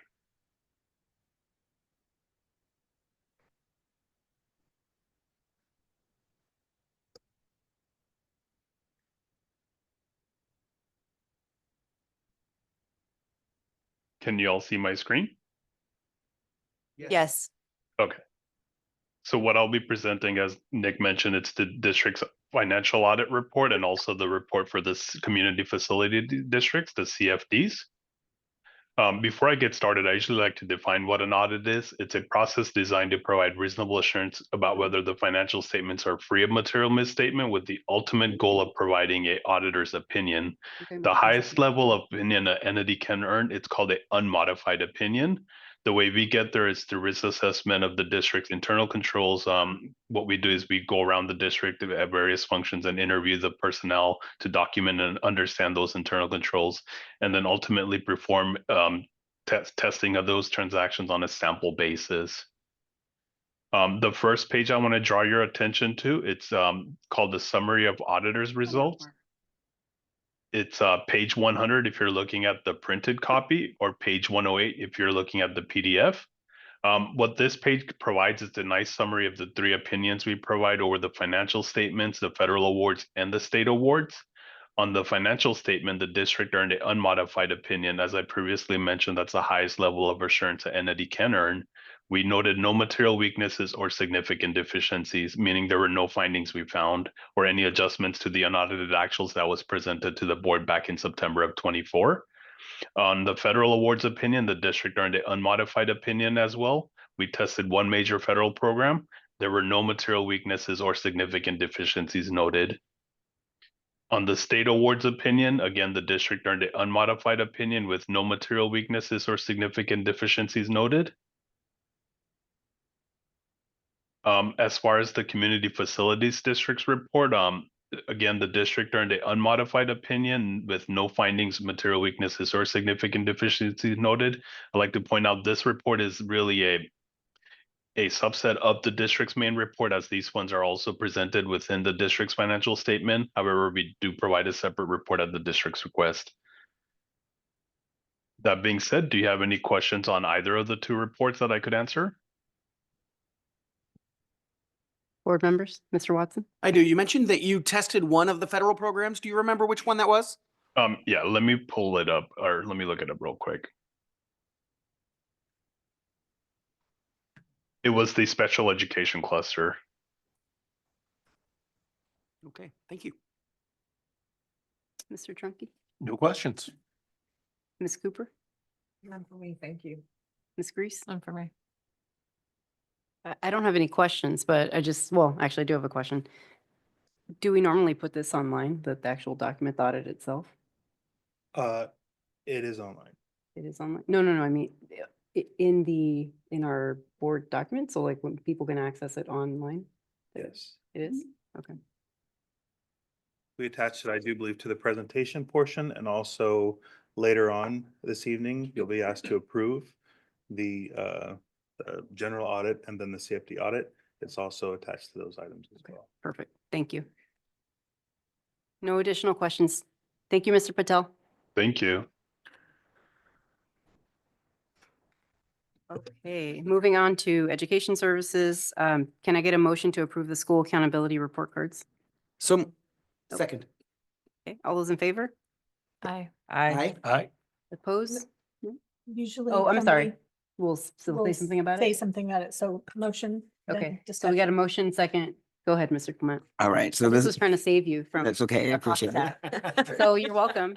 Nothing. Efficiency. We know efficiency, but we've got to do some of it. Just kidding. We have an annual requirement by law by February 1st to post this data. It contains all the demographic data and school description data and everything you can think of there annually. They're posted on our website. So they're ready to go, and we'll post them with your approval. Great. Thank you, Mr. Clement. You're welcome. Any questions? No? Okay. All those in We don't fa- have oh, to do this for the Bouquet Children's Center? Okay. No Any more additional questions, sorry. questions? Thank you. Okay, we had a motion and a second. Can we take a vote? All those in favor? Aye. Aye. All those opposed? No? Okay, motion passes. Moving on to Resolution 2425, number 42, a resolution of the Governing Board of the Saugus Union School District for the observance of International Holocaust Remembrance Day. Can I get a motion and a second? So moved. Second. Okay, and staff, any comments? Okay, so the 27th of the month is the Holocaust Remembrance Day. There's a notable anniversary. This is 80 years since the tragic events. The interesting thing, you know, we took 2 teams to the Museum of Tolerance last year to do some cultural proficiency training. And they always have a survivor speak. And there's not very many of them. Because if you can think about how old they were when that happened and then add 80 years onto it, they're getting up there. So it was, I think, a privilege. And if you've not been to the Museum of Tolerance in LA, I highly recommend it. Sorry, that was a plug. Thank you, Mr. Clement. Mhm. We have a motion and a second, and comments. I think we take a roll call. I would just like to say, you know, following World War II, kind of the world looked at these events and vowed to never forget them, because as these events get forgotten, they often tragically get repeated. And as we get further and further away, we draw closer and closer to that danger. And so I do appreciate that the district continues to commemorate this, and just wanted to say so. Thank you. Any other board comments? No? Okay. Mrs. Clerk, would you please do the roll call? Mr. Watson? Aye. Mr. Trunky? Aye. Ms. Cooper? Aye. I vote aye. Ms. Garabay? I vote aye, motion passes. Okay, moving on to adoption of Resolution 2425, number 43, a resolution of the Governing Board of the Saugus Union School District recognizing and honoring Black History Month 2025. The theme this year is African Americans in Labor. Mr. Clement? Okay, so Oh, I'm sorry. Can I get a motion in a second? So moved. I will get this down soon. Second. so excited. And second, first and second, Mr. Clement, thank you. Okay, so another milestone with this, but recognizing all the contributions that the labor force with our African American population has done throughout the years. But it also marks 100 years since the first Black union was established for porters and mates. So that was a milestone in history that we're recognizing that hard work 100 years later. So February is the month for Black History Month. Great, thank you, Mr. Clement. Board members, do we have any questions or thoughts? No? Okay. Clerk, would you call the roll? Mr. Watson? Aye. Mr. Trunky? Aye. Ms. Cooper? Aye. Ms. Garabay? Aye. And I vote aye. Great, motion passes. Okay, moving on to To student services. Student Services. Approve Resolution 2425, number 41, a resolution of to the Governing Board of the Saugus Union School District for participation in the Great Kindness Challenge. Do I have a motion? Do we have a motion and a second? So moved. Second. Thank you. Staff, we have a presentation. This is one of the fun resolutions that I get to bring to the board. This year, the theme is Kindness Moves, and I would really like to bring an extra special thank you to the school social workers who put together activities, class lessons, and a wide variety of things. In the packet that the schools have for some of the Kindness Challenge moving themes would be to lead a school-wide dance parade, coordinate a class-to-class dance relay, cooperative games at PE time. There's also a Spirit Week, and in most of the Spirit Weeks, it's my favorite day, dreaming of kindness, wearing your pajamas to school. Always have to have a pajama day, so I love that. And I think Sam said it tonight really eloquently that, you know, although it came out of tragedy, we've seen such an outpouring of kindness, and I've been a little obsessed with watching all of that on TV. And you hear some of the really tragic stories, but you hear some about the really great stories and people and the lengths that they've gone to help other people. And that's really the spirit of the Great Kindness Challenge Week. And our schools have an opportunity to be kindness certified. Great, thank you. Do you have any comments or thoughts? Clerk, will you call the roll call, please? Mr. Watson? Aye. Mr. Trunky? Aye. Ms. Cooper? Aye. Ms. Garabay? Aye. And I vote aye. Motion passes. Okay, moving on to the first reading of Board Policy and Administrative Regulation, AR 5000, students. So again, we were talking about chronic absenteeism and truancy, and I would just like to take a moment to share and remember we've made such great, tremendous strides in this area with all the schools and all the hard work that they've been doing. There's some language change that we've seen through the years, and the whole attendance process in SARB, School Attendance Review Board, has become less of a punitive process and more of a collaborative problem-solving process. And so language is to remove those punitive languages from our truancy notifications. And also there's an opportunity, if schools want to, for attendance recovery programs. Our Saturday school is similar to that, but there's some additional language on how that looks for schools. So that is the major updates to that policy. Thank you, Mrs. Berries. First reading of board policy and administrative. Oh, I'm sorry. Any comments from the board? No. No comments from the board? Okay. I'm glad we're taking the punitive language out, but I also want to thank the cabinet for being so proactive in keeping these up to date at the CSBA. I heard lots the of, warnings about, reporting you to probation and the juvenile court system, the DA, they're really taking all of that away and just saying, how can we help you? We want to support you, engage you. They're finding that punitive approach further disengages families and really trying to help them understand. And we witnessed that firsthand through the DART process. I call it the Michelle and Ed show, but I think we have a really great balance that when we bring the families in, Ed said it's our responsibility to talk about what it looks like and what the next steps are. And it's not comfortable, but we're really here to help support you. So what's going on? What are those barriers? How can we help you? When I did this at a school site, my mission was always to explain it to them in order to let them know the seriousness so we could avoid it all. I don't want to go. If I don't want to go, they don't want to go. So let's not go. And what can we do to avoid it? So that's the support piece. thank you. Other comments? No? So we'll bring it back for second read and approval next time. Moving on to first reading of board policy and administrative regulation AR 6000 instruction. Mrs. Berry? I think our independent study laws have changed pretty much every year since they've changed. And we usually get notification 2 weeks before school. So this year, the main changes were they extended the short-term independent study by 1 day. So instead of up to 14 days, now it's up to 15 days. They also changed where before you had to wait 3 days in order to get an independent study, you could get it after the first day. So you could be sick 1 day and request an independent study, which had some interesting impact to our system. The other thing is they changed when you could sign the independent study agreement for short-term independent study. Long-term didn't change. You have to sign it before that instruction, so 16 days or longer. But if you want short-term independent study, it had to be within 10 days, which again, when you're on and off an independent study, that poses some challenges. So now you just have to sign it within the school year, and then some time and attendance accounting changes. So those are the major changes with independent study.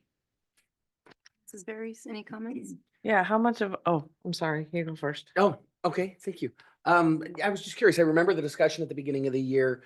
What kind of trends have we been seeing in terms of those 1 day, 2 day, short-term independent study instances? Quite a few. Okay. And has the response been positive from staff and families?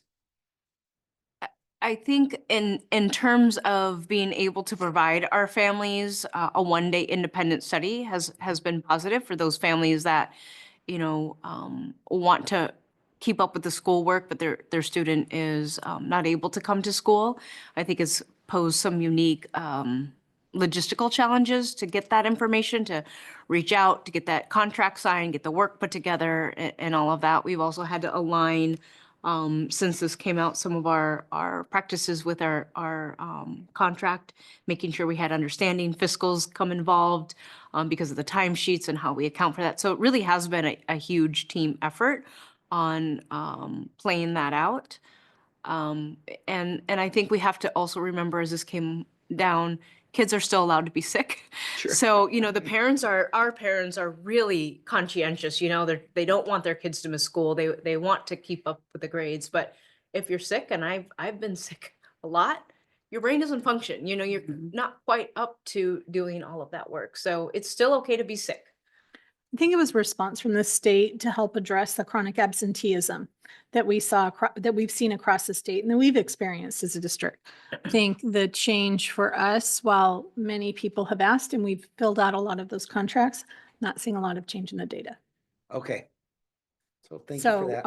our chronic absenteeism is not gone down tremendously compared to last year, and I'm not seeing our current ADA rate at, exorbitantly high levels. We're Sure. hanging on to close to 97. Well, we fell below 97 now as district, which I want to get us back up there, but.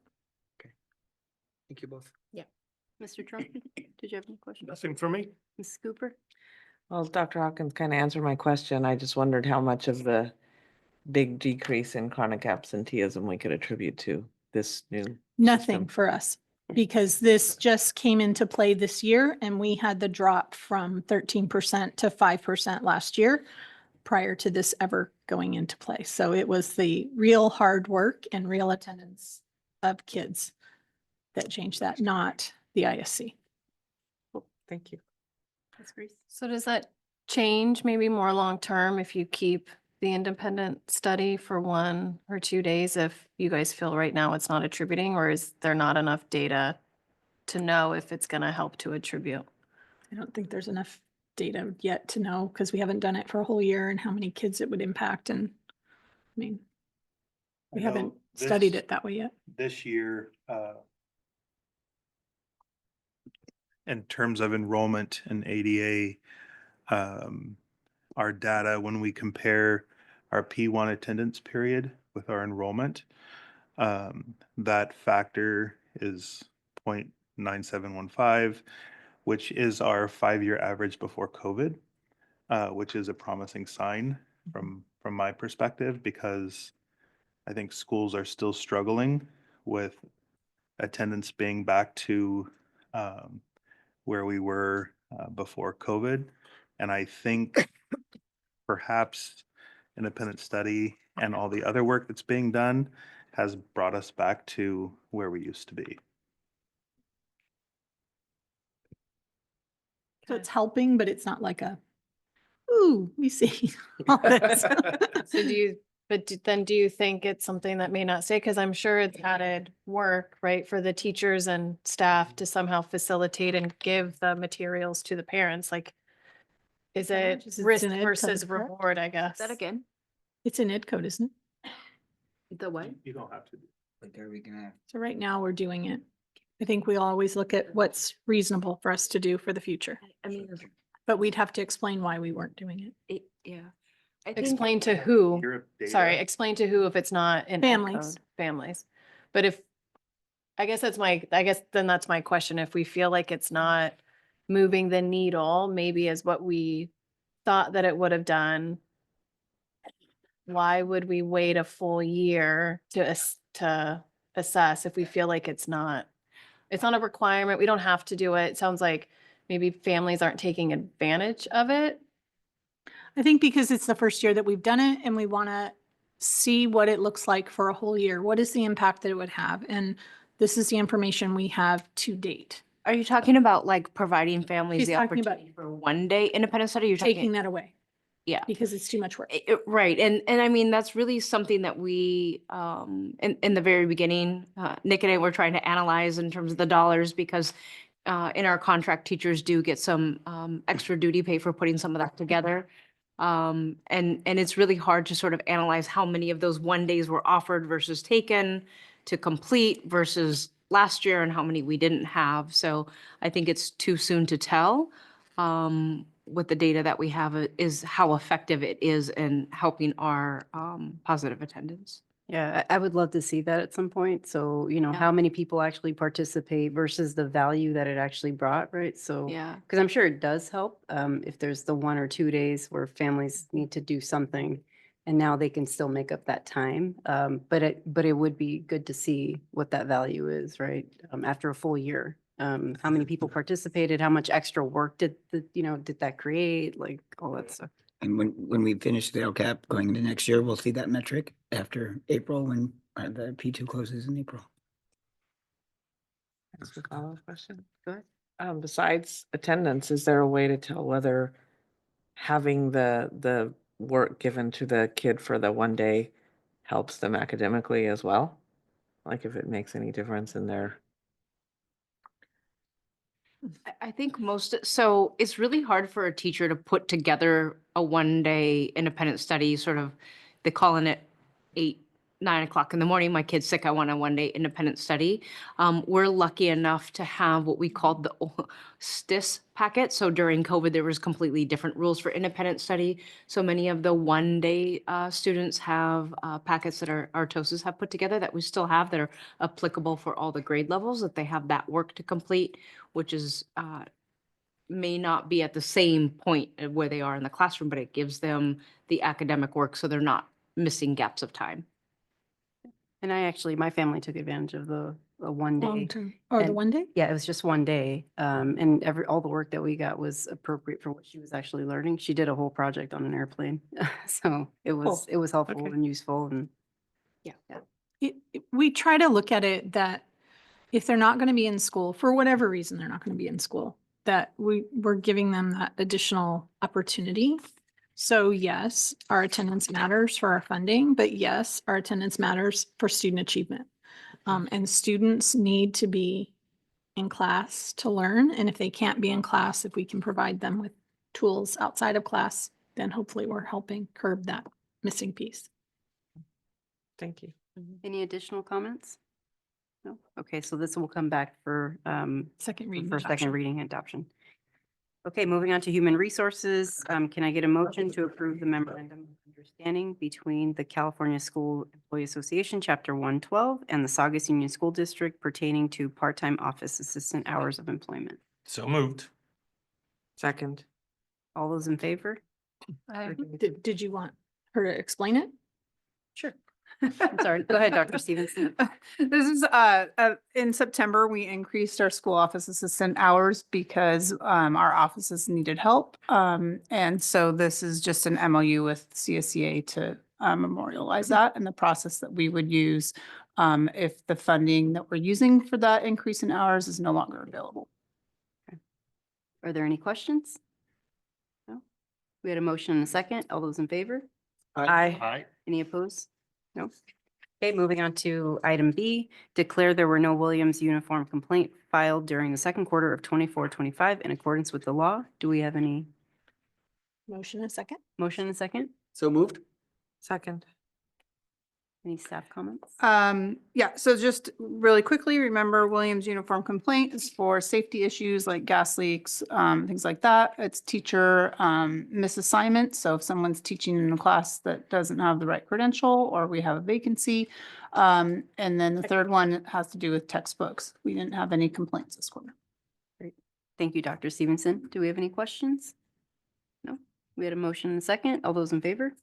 Aye. Aye. Any opposed? No, motion passes. Okay, moving on to business services, letter A, approve resolution 24-25, number 44. Resolution of the governing board of the Saugus Union School District regarding accounting of developer fees for fiscal year 23-24 pursuant to government code section 66001D and 66006B. Move to Move approve. to approve, yeah. Second, Second. thank you. Mr. Heinlein? Yes, this is a item we do every single year, even though it does say 5-year report, we still do it every single year. The only thing different this year is that legal counsel has updated the resolution and also the following report that was posted based on some changes in law that happened last year. Mr. Heinlein, do we have any questions or thoughts? No? Okay. Clerk, would you call the roll? Mr. Watson, Aye. Mr. Trunky, Aye. Ms. Cooper, Aye. Ms. Garabay, Aye. and I vote aye. Motion passes. Thank you. Moving on to letter B, approve Nolan Construction Services. Change order number 1, new 2-story classroom building for James Foster Elementary School. Can I get a motion in a second? Move to approve. Second. Do you have any comments? Mr. Heinlein? Yeah, this change order seems larger and more impactful than it really is.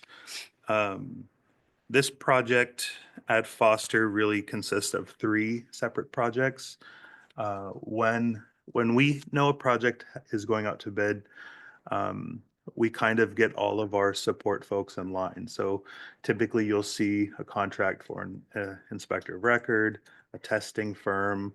If we're asking for assistance with Procore or construction software, we take all those to the board. And then in this case, 2 months later came the contract awarded to the actual builder. So we receive estimates from like the inspector of record before we know the schedule of construction.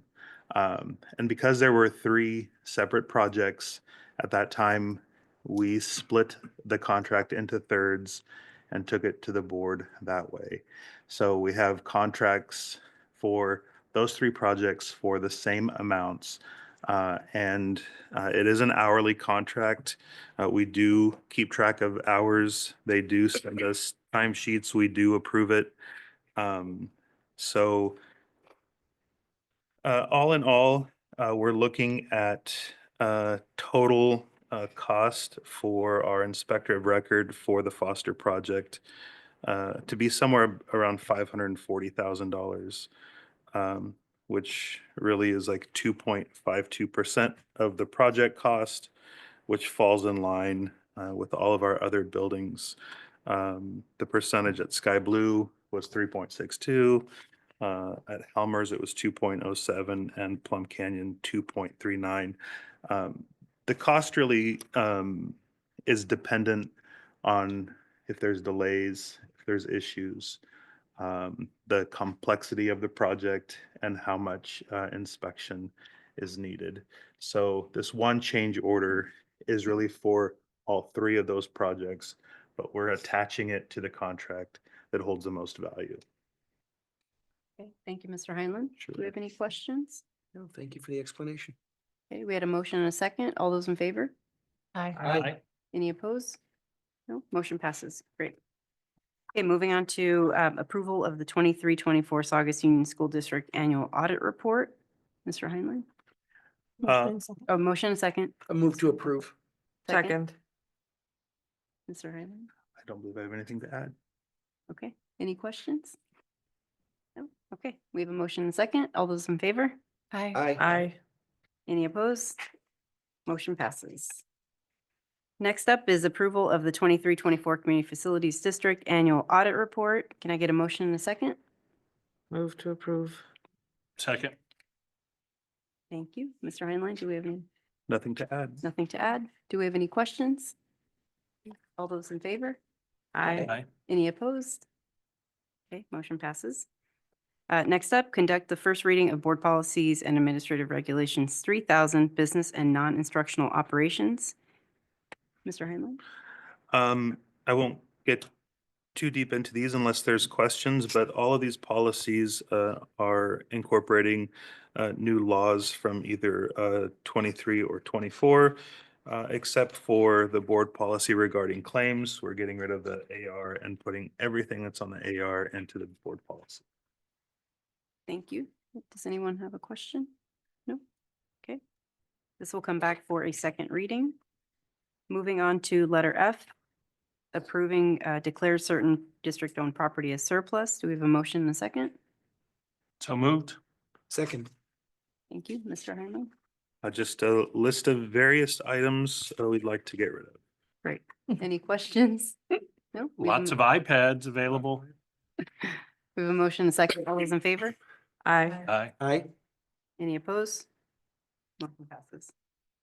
Okay, moving on to our next board meeting is scheduled for February 4th. And we also have a special board meeting on to discuss behavior challenges in the Saugus Union School District on February 5th. Do we And- know what time on the 5th yet? It was posted as 5:30. Okay. Any other thoughts, questions, comments? Okay, we'll go ahead and call this meeting, Need a motion to. motion to approve, that's right, motion to close the meeting. Move to adjourn. Second. All in favor? Aye. All those opposed? No? 8:32. Passes 8:32. Good job. Phew. Every time I think I get better and then it gets hard. You do get better.